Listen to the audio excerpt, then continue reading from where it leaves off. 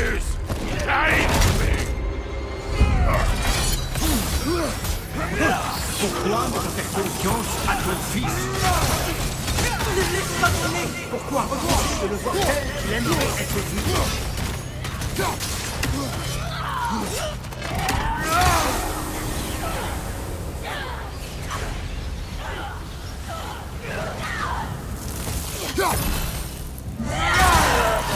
Je peux pas y retourner.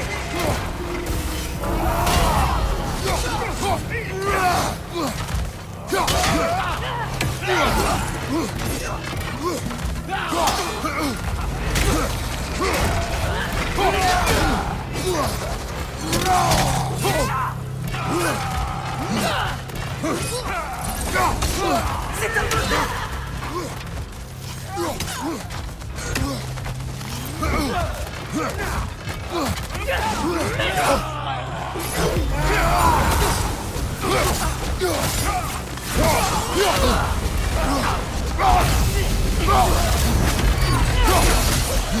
C'est un meurtrier.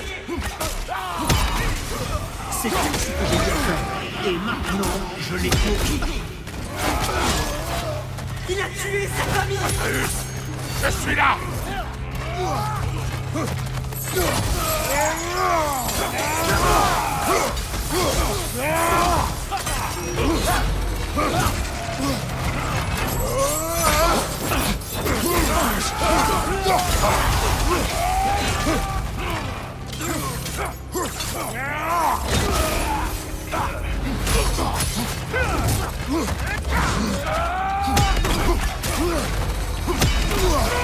C'est un tueur insecte.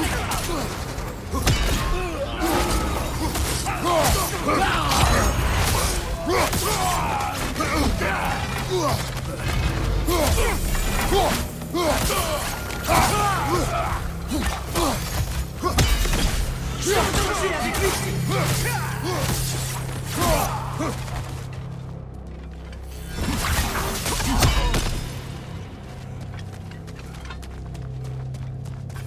Père de tout, aide-moi.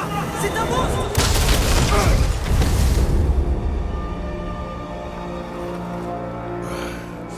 Je crois que c'est terminé.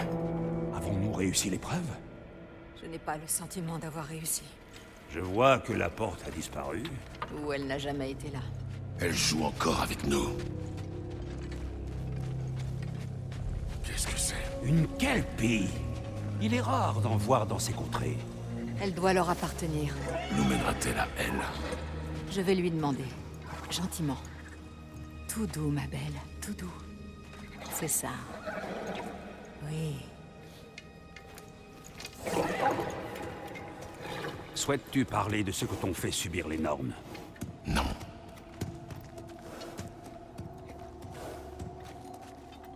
Montez.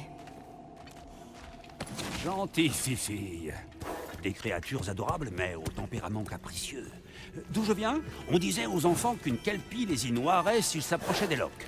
Bien sûr, aucune kelpie ne ferait une chose pareille, à moins qu'on l'ait d'abord insultée. Elle marche sur l'eau. Oui, il n'existe pas ce genre de destrier marin en Grèce, mon frère? Il y avait des hippocampes, serviteurs du dieu des océans. J'en ai affronté un sur un titan. Elle n'a pas l'air d'aimer cette histoire.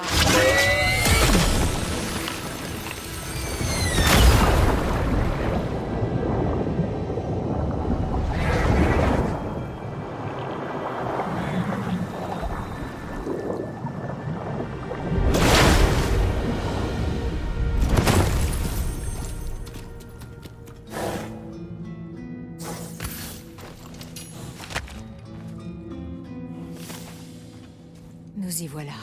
L'antre du destin. J'ai toujours su qu'on y arriverait.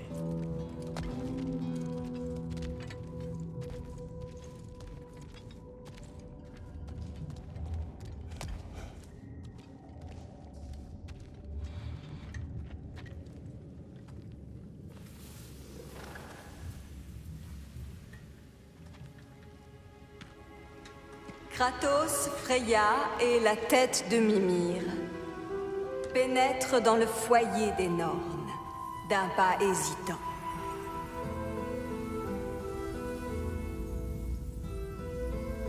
Ils sont enfin arrivés à destination. Kratos parle le premier. Je cherche mon fils. Tu sais que le garçon se trouve à Asgard. Non, tu cherches ce que cherchent tous ceux qui nous recherchent.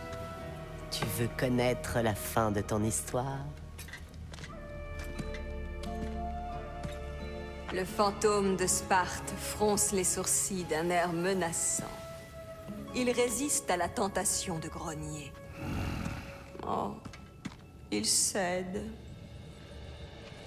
Vous venez à nous, piètres archétypes, pour vous libérer de vos rôles, comme si connaître vos répliques vous permettait d'en changer les mots. Parle sans détour. Tu mourras, Kratos de Sparte.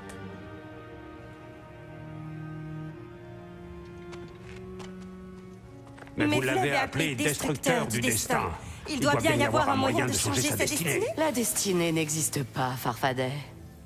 Les protagonistes restent quoi? Ils ne comprennent pas. Il n'existe pas de dessein suprême, il n'existe aucun rôle, il n'existe que des choix.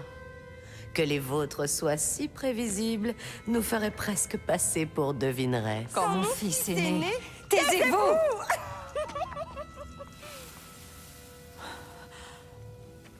votre prophétie disait qu'il mourrait inutilement. Et c'est arrivé. Parce que tu n'as pas su le laisser partir. Parce qu'il avait soif de vengeance. Et parce que tu tues des dieux. Mais ce qu'a fait Kratos, ce n'était pas par haine. Devrais-je donc lui donner une couronne? Il continue d'éliminer des dieux, mais il n'y prend plus aucun plaisir. Vous êtes la somme de vos choix, rien de plus. Et puisque les tiens sont immuables, tu apprendras qu'Heimdall compte tuer ton fils à Asgard, et tu feras ce que tu sais faire de mieux. Puis le Ragnarok viendra. Le ciel s'embrase, le rideau tombe.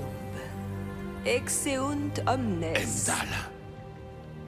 Une fois de plus, il se méprend. Privilégier le deuxième acte au détriment de la conclusion, c'est une erreur fréquente de narration. Nous partons.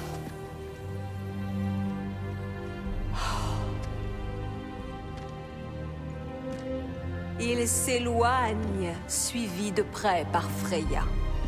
J'ai apprécié ton histoire, Kratos. Dommage qu'elle se termine si vite.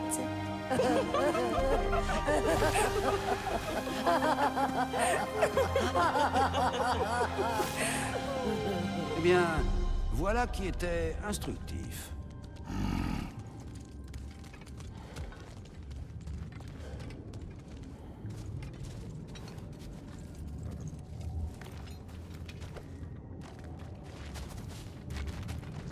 Quittons cet endroit. Avec plaisir.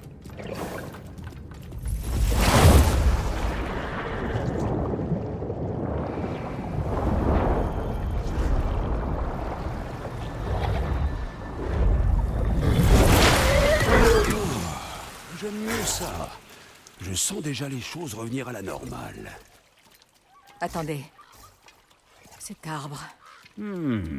Voilà qui est curieux. Qu'est-ce que c'est? Un nœud coulant, mon frère. Celui-là même auquel Odin s'est pendu. L'une des étapes de sa folle et interminable quête des secrets de la vie, la mort et que sais-je encore. Qu'est-ce que tu fais? C'est un objet particulièrement important aux yeux d'Odin. Je lui trouverai peut-être une utilité. Mon frère, ce qu'elles ont dit au sujet du garçon... N'arrivera pas. Oh, je suis d'accord. Cela n'arrivera pas. Nous l'empêcherons. Évidemment que nous l'empêcherons. La question est de savoir comment. Tu n'envisages sérieusement pas de tuer Heimdall, j'espère. Je ferai ce que je dois faire. Ah, c'est donc ça. Tu aurais tort de l'en dissuader, Mimir. Tu connais Heimdall. Je te l'accorde, ce fumier est horriblement vicieux. Et fidèle au point qu'Odin lui a confié le Gjallarhorn. Si nous avons la possibilité de l'éliminer avant le Ragnarok, alors n'hésitons pas. Avec son don de clairvoyance, que cette possibilité se présente est déjà plus qu'incertain.